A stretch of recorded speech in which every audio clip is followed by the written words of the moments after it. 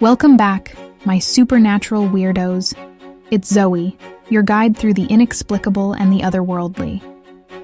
Today, I have a tale that's as haunting as it is luxurious. Meet Dorothy Campbell, a widow from the opulent hills of Bel Air. I came across her story, and it was just too juicy not to share. This is a story of love, loss, and the unexpected revelations that come from the beyond. Dorothy was once the life of every party at the Bel Air Country Club, but after her husband Walter passed away, she became a recluse. No longer was she throwing benefits for the Children's Foundation of Los Angeles, or cutting ribbons at Cedars Hospital, or opening new wings at the Getty Museum. She shut herself off from the world, even ignoring calls from her own grandchildren. She would give them money when she died, but she didn't really care for their company in the meantime.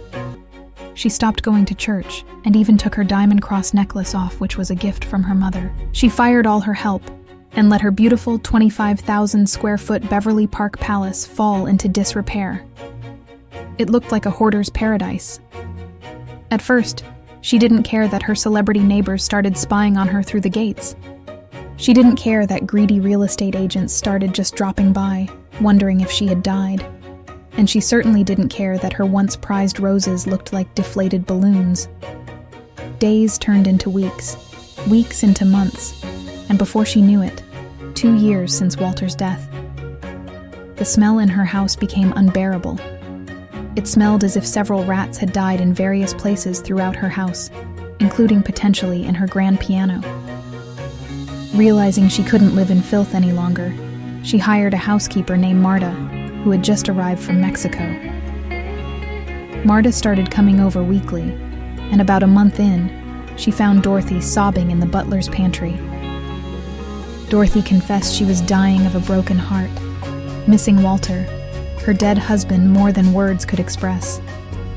Marta, sensing an opportunity, told Dorothy that she could help her communicate with Walter, for a price.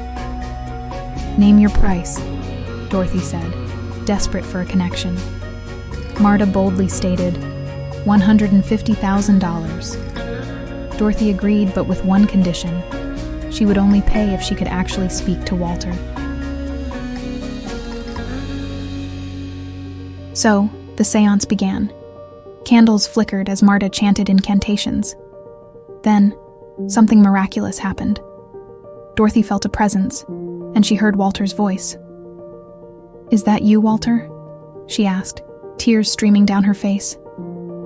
"Yes, my love, it's me," the voice replied. Dorothy's heart swelled with emotion.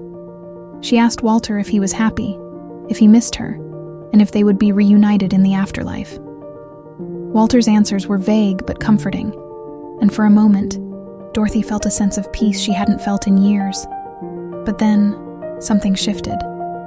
Walter began to speak about their life together, and Dorothy was reminded of all the things that used to irritate her about him. The way he chewed his food, his incessant snoring, his stubbornness.